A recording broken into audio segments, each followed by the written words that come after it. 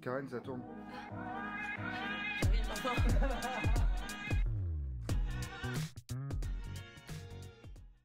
J'ai surmonté un braquage. Il était 2 heures du matin. Je regardais tranquillement un drama coréen. Et à un moment, une petite envie de grignoter se fait sentir. Alors forcément, je me décide à sortir de ma chambre pour aller jusqu'à la cuisine. Je suis en peignoir, nue en dessous, sans lingerie. Mais au moins, j'ai une petite culotte. Au moins. Je descends les escaliers avec mon Mac. Écran ouvert. Parce qu'il fallait bien que je continue ma série en allant chercher à manger. J'avoue, je suis accro. Quand je suis dans une série, j'ai vraiment du mal à m'arrêter. Je sais pas si tu connais ça, mais cette sensation de... faut regarder le prochain épisode. Tout le monde est comme ça. En tout cas, je pense. Enfin bref. Quand j'arrive en bas des escaliers, je vois ma sœur avec 2 mecs. Et là, faut que je te pose un peu le décor. Ma mère était rentrée avec son copain. Donc, ma réaction qui va suivre, selon moi, est complètement logique. Ah, et petit détail, faut savoir que je suis peut-être un peu loco, un peu folle. Donc, je vois ma sœur. Elle n'est pas seule. 2 hommes sont avec elle. Casque de moto sur la tête, vêtements noirs, gants. Franchement, tout pour penser que ce sont des cambrioleurs, non? Mais pas pour moi. Je pense directement que ce sont des amis à elle. De là, direct, je commence à l'embrouiller. Comment ça, tu ramènes des potes à 2 heures du mat alors que maman, elle est là? Ça va pas du tout? Ça va pas ou quoi? Elle me répond. Mais c'est pas mes potes. Bah alors c'est qui? Ils dégagent, ils ont rien à faire ici. Là, un des mecs me dit, on n'est pas ses potes. Je commence à l'embrouiller direct. Bah si t'es pas son pote, tu dégages, mec. Vraiment. La conversation, elle est lunaire. Ma sœur, elle répète. C'est pas mes potes. Je pige rien, mais je commence à comprendre quand l'un des mecs me demande elle est où la chambre de vos parents? Elle est où la chambre de vos parents? Je sais pas trop comment on veut faire sa voix, mais bon, voilà. C'est là que je comprends. C'est pas des invités. Ce ne sont pas ses amis. C'est des cambrioleurs. Et là, je te rappelle, moi, je suis là, en peignoir, sans ceinture, mon Mac à la main, l'écran bien ouvert sur ma série. Je peux appuyer sur espace pour lancer la série, mais c'est pas le moment. Là, je les emmène voir ma mère. Vraiment, je me dis à ce moment-là, c'est comme si j'avais fait rentrer le loup dans la bergerie. Tenez, ils sont là, cadeaux. Mais en réalité, je réfléchissais déjà à la suite.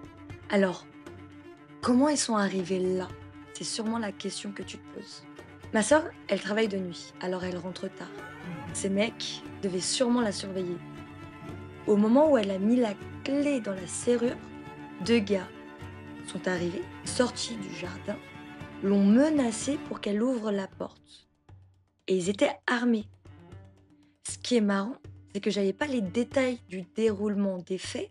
Je les ai eus là, quand j'ai écrit ce podcast, en sondant comment ma sœur l'avait vécu. Je ne savais pas qu'il l'avait menacée avec une arme pour rentrer. Jusqu'à aujourd'hui. Bon, on revient à la suite de l'histoire. Je vais réveiller ma mère et mon beau-père, qui dorment dans une chambre au rez-de-chaussée, en face du salon et juste à côté de l'entrée. Faut essayer de visualiser, c'est important pour la suite de l'histoire. Il faut savoir que j'ai un bon tempérament. Pas dans le bon sens du terme, vous allez comprendre, mais je suis très lucide et je sais garder mon sang-froid. Enfin, dans le sens où je ne panique pas, parce que je ne sais pas si on peut appeler ça du sang-froid ou juste de l'impulsivité ou bien un acte complètement irréfléchi. À toi de me dire quand tu auras toute l'histoire. Je toque à leur porte.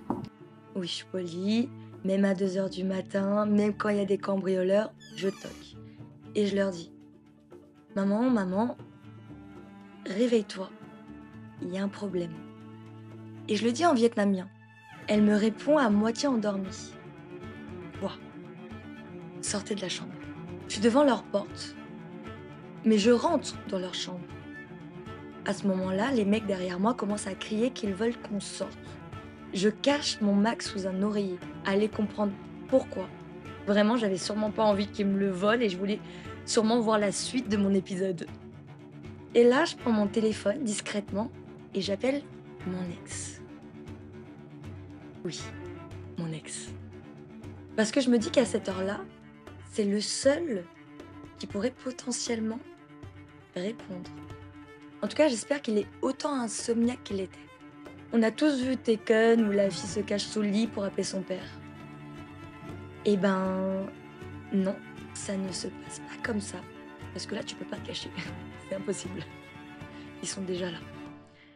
Alors, je balance mon téléphone sous le lit et je l'entends décrocher.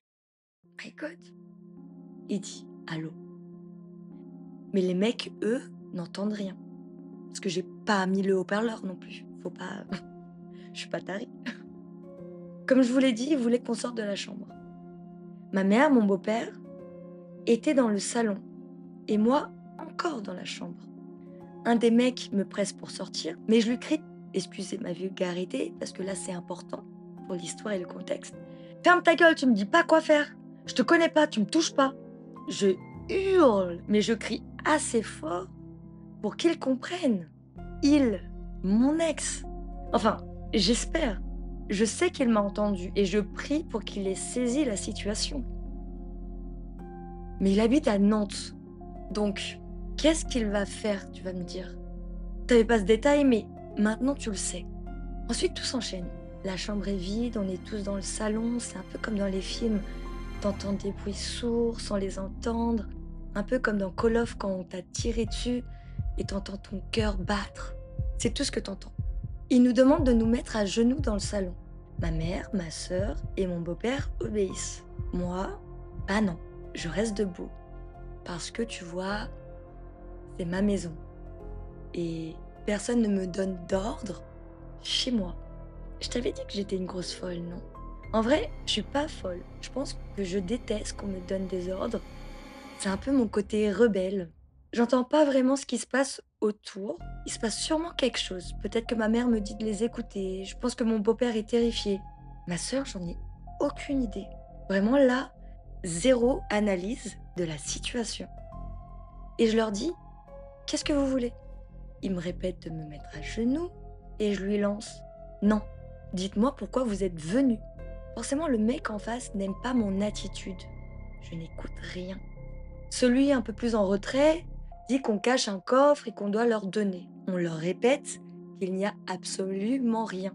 Celui qui est en face de moi perd patience face à mon comportement et on commence à se battre. Enfin, se battre. Je peux pas trop donner de coups à sa tête vu qu'il porte un casque. Je suis dans l'affront, donc on est en mode tête-tête. Vraiment, sa tête contre ma tête. Et ça va vite. Le ton monte, un des gars s'énerve contre moi, il sort une arme, un pistolet. Je pourrais pas te dire si c'est une arme à poing type Glock 17 ou un 357 Magnum. Des rêves que j'ai trouvés sur Google, bien sûr, ou quand j'étais à Las Vegas et que j'ai fait du tir. Tout ce que je sais, c'est que ça a l'air lourd et que le métal est froid. Je le sens, il me vise sur mon front. Il y a moyen que ce soit un factice, c'est ce que je me dis. En vrai, j'en sais rien. Sur le moment, j'y pense pas réellement. Il me le met sur le front et là tu te dis ça y est, elle va paniquer. Mais non. Je te rappelle encore que je pense que dans ces situations, je suis juste une grosse folle. Quelle est ma réaction? Encore une fois, l'affront. Je le regarde et je lui dis, tu vas faire quoi? Bah, vas-y, tire. Tire. Je sais, c'est complètement fou, mais c'est moi, ça. Même moi, je pensais pas être comme ça. Parce que je suis quand même de nature très calme et posée, mais je sens qu'au fond, j'ai sûrement un grain de folie quelque part. Et donc, je continue. Tu crois que j'ai peur, je m'emballe et bip bip bip bip. T'es complètement con. Un braquage qui tourne mal, tu vas aller en prison pour ça? Braquage à main armée, plus séquestration. Et tu rajoutes ça à un meurtre volontaire? C'est ça que tu veux? Faut complètement être débile. Vraiment, c'est ça que je lui dis. Et il me dit de la fermer. Je lui dis, bah vas-y, tire. Qu'est-ce qu'il y a? Tu crois que j'ai peur? Tire, vas-y, tire. Je suis en boucle. Je sais, je suis énervante. Et oui, tu te dis sûrement que je suis folle. Mais je t'avais prévenu. L'adrénaline et mon sang-froid, ça fait pas bon ménage dans ma tête. Je l'énerve. Je pense que déjà, les mecs ne s'attendaient pas à cette situation. Donc, ils doivent quand même paniquer. Enfin, j'imagine. Enfin, ça se trouve pas du tout. Lui, il perd patience. Normal. Qui ne perdrait pas de patience dans ces moments-là? Il doit se dire, mais comment je fais faire pour qu'elle la ferme? Il me met un coup de crosse sur l'arcade. Normal. Il n'a plus aucune autre solution. Le coup est violent. Je tombe. Là, tu te dis, elle est sonnée. Enfin, je sais pas ce que tu te dis, mais arrête de penser parce que ça ne se passe pas du tout comme tu le penses. Je me suis pas évanouie. Je suis au sol, avec du sang partout sur la tête. L'hôpital me fera plus tard 4 ou 5 points de suture. J'y ai sûrement laissé quelques neurones aussi. Je vous disais que je ne savais pas ce qui se passait du côté de ma mère, mon beau-père et ma sœur, en étant tous au même endroit. On ne vit pas les mêmes choses de la même manière, alors je leur ai demandé. Tu vas rire, mais sache qu'on n'en a jamais réellement parlé de cette histoire avec ma sœur. Donc je découvre aussi sa version. On est en 2024, enfin 2025. Et ça s'est passé en 2016. Pour elle, ma mère, mon beau-père et elle étaient par terre. Ils demandaient de l'argent. Ma sœur leur aurait répondu: on n'a rien. J'ai même pas un centime sur mon compte. Elle m'a dit: quand j'étais par terre, j'ai mis mon tel sous le canapé et j'ai appelé le 17. Je ne pouvais pas parler parce que nos ravisseurs étaient là. Ils n'ont jamais répondu. Et toi, tu t'es rebellé et il t'a frappé avec le pistolet. Il y en avait un, ça se voyait, il avait peur. T'étais par terre, tu saignais, maman est allée te voir direct. Il y en a un, il te regardait, alors j'en ai profité pour le frapper. Il m'a étranglé avec son bras par terre, j'ai vu tout noir. Faut le dire, ma sœur n'a pas l'air commode non plus. Oh là, la famille de dingo, quoi. Donc, j'étais là sur le sol avec mon sang qui gisait partout. Enfin non, je rigole quand même pas. Faut pas abuser non plus. Peut-être tu te dis, je l'ai mérité. Pourquoi je me tais juste pas? Et je m'assois sagement en écoutant les instructions. Mais chacun sa vie. Parce que je me plains pas d'avoir reçu ce coup. Au contraire, merci. Au moment où le gars me donne un coup de crosse, tout le monde me dirait ouch. Mais avec l'adrénaline, on ne sent rien. Dans ma tête, ça va très vite. Je me dis, c'est le moment. Mais le moment de quoi au juste? L'adrénaline, ça te fait faire des trucs improbables. Je tombe et je fais semblant d'être assommée. Je me dis, je vais leur faire croire que je suis morte, ou peu importe, mais je vais créer une panique. Et ça n'a pas manqué. Ça crie, ça pleure. Ma mère, qui je suis désolée pour elle, était désemparée et terrorisée. Mais tous ces événements ont permis à une suite.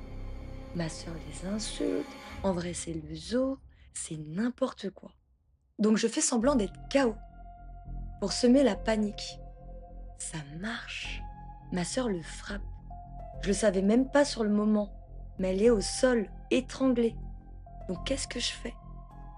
Je me relève d'un coup et je cours vers les escaliers. Ma sœur me suit, on monte à l'étage en courant, un des gars nous poursuit, une vraie scène de film. Les deux sœurs en train de donner des coups de pied coincées dans les escaliers pour l'empêcher de monter. Imaginez la scène. En vrai, quand j'y repense, vraiment, ça me fait rire. Puisque c'est n'importe quoi. On ne sait pas ce qui se passe à côté. Je ne sais pas ce qui se passe pour ma mère et mon beau-père. Mais on y reviendra. On est dans les escaliers. Et moi, la seule chose à laquelle je pense, c'est d'aller à l'étage pour sortir par la fenêtre de l'une des chambres. C'est ça mon objectif. sauter par la fenêtre et aller trouver de l'aide. Ma sœur se retrouve dans la salle de bain. Tout est normal. Là, c'est un peu la confusion, le fouillis dans mes souvenirs. Ma sœur m'a dit ce qui s'est passé de son côté. Toi, t'étais dans une chambre et lui, il était devant moi, de dos. Et je lui ai donné un coup de pied dans le dos. Et il s'est retourné. Il m'a mis son arme sur la tête et a dit: «Je vais te buter.» J'entends quelqu'un klaxonner dehors. On apprendra plus tard que c'était JC. Et le mec est parti en courant. Alors oui, comment ça mon beau-père a klaxonné dehors? Qu'est-ce qu'il s'est passé entre-temps? Comme un des mecs nous a poursuivis à l'étage, il en restait un en bas qui surveillait ma mère et le beau-père. J'ai demandé à ma mère sa version. À 22h30, elle regardait la télé avec JC. Mais elle rencontre des problèmes de connexion, plus d'internet. Il décide alors de se coucher. Elle entend toquer à la porte et les mots qui suivent: «Maman, maman!» Ils sortent de la chambre en panique, sans rien comprendre. Les deux hommes lui demandent où est le coffre et les bijoux. Elle leur répond qu'il n'y a rien. Ma mère me dit qu'au moment où je me suis levée d'un coup, après être tombée, c'était la confusion. Parce que ma sœur est partie en courant dans ma direction, suivie par un des mecs. Alors elle, à ce moment-là, elle réussit à sortir dehors en courant pour alerter les voisins et toquer chez eux. Évidemment, personne n'a répondu parce qu'ils pensaient qu'on faisait la fête. Super! Ma mère, elle voit débarquer 3 mecs qui arrivent devant elle. Elle les reconnaît. Elle les connaît. Dans la rue, ça hurle, ça klaxonne. Ma sœur se retrouve dehors aussi. Le mec qui était resté en bas a vu que des gens étaient devant la maison. Il a voulu s'enfuir. Sauf que, par un miracle, des amis de mon ex débarquent. Ils ont reçu un appel de mon ex qui leur a dit: «Il se passe quelque chose de bizarre. Est-ce que vous pouvez aller vérifier ce qu'il se passe?» Alors, ils sont passés et ils en ont attrapé un. Ils ont fait bien plus que l'attraper. Le mec portait encore son casque de moto. Moi, je suis à la fenêtre de ma chambre, prête à sauter. Je les vois et ma première réaction, c'est de crier le nom d'un d'eux. Parce que ça y est, je suis rassurée, parce que ça y est, c'est fini, c'est enfin terminé. J'ai toute la pression qui se relâche. Ils pensent que je criais à l'aide parce qu'ils pensaient qu'il y avait un troisième mec. Donc, ils ont pris peur, pensant que j'étais en danger. Ils ont tous accouru pour venir me sauver. Sauf que je n'étais avec personne. Alors, ils montent pour m'aider, laissant les 2 mecs dehors. Ils sont partis, laissant derrière eux sur le sol humide de la rue une visière du casse, quelques taches de sang et un retour au calme. La police arrivera 2 heures plus tard et on leur contera toute l'histoire. Aussi folle qu'elle paraisse, on finira même dans Le Parisien. Une famille se bat avec ses voleurs. Comment on surmonte ça? On le dit souvent, un cambriolage, c'est comme un viol d'intimité. Et je comprends pourquoi. On devient hyper vigilant, attentif au moindre bruit. Le moindre bruit nous semble suspect. Le silence pèse lourdement. Et dès qu'un son se fait entendre, on sursaute et notre esprit s'emballe. On se perd dans des scénarios absurdes. On imagine, on se laisse porter dans nos pensées les plus dingues. Mais alors que faire quand on se fait menacer chez soi? Quand ce lieu censé être synonyme de paix et de sécurité est violé par 2 inconnus? Ma réponse, elle peut sembler fataliste, mais on fait avec. On se dit que ce sont des événements rares, des choses qui arrivent une fois, ou peut-être 2, même si franchement j'aimerais éviter. Ce n'est pas censé arriver tous les jours, alors je me raisonne, je reste factuelle. J'ai eu des émotions sur le moment, j'en ai fait part, j'en ai parlé, mais elles appartiennent au passé maintenant. C'est comme si j'étais sur un long fleuve tranquille et là, d'un coup, je me prends un rocher. Mon radeau dévie un peu de ma trajectoire, mais il continue à avancer. Il retrouve son chemin, tandis que la pierre, elle reste derrière. Plus j'avance, moins je la vois. Ciao! Même hasta luego, adios! Je ne vais pas te dire que ça m'a traumatisée parce que ce serait mentir. Une fois que j'ai vécu ce que j'ai vécu, pour ma part, j'avance. Parce que demain est un autre jour. Je ne suis pas du genre à ressasser. Je continuerai à vivre, à ne pas avoir peur, à être moi. Être moi, c'est refuser de me laisser définir par un événement qu'on m'a imposé. Je ne suis pas une victime. Je suis simplement moi. Je ne suis pas dans le déni, dans l'oubli. Je ne porte pas le fardeau de ce qui s'est passé parce que je veux rester libre et vivre pleinement. Cela dit, 8 ans après, il m'arrive encore parfois, le soir, allongé dans mon lit, d'entendre un bruit et de me demander s'il y a quelqu'un. C'est normal, comme je te l'ai dit, j'ai appris à voir les choses sous différents angles.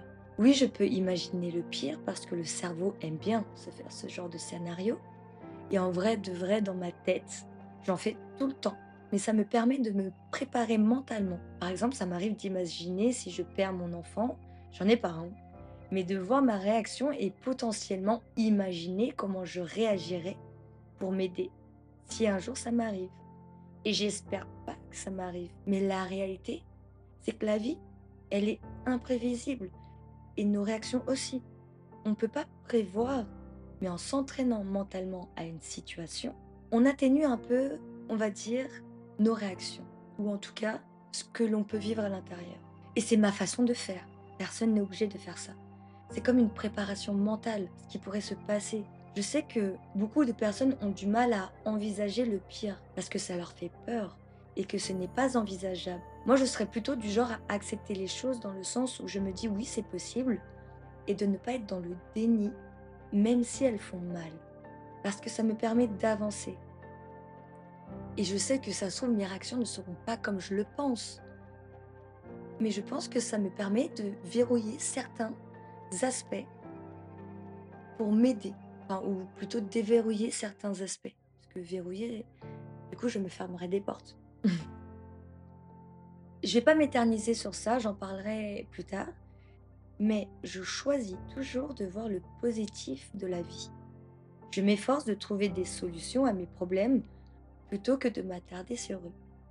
Je me considère chanceuse de ne pas avoir été traumatisée. Mais en réalité, ce n'est pas de la chance, c'est un travail mental.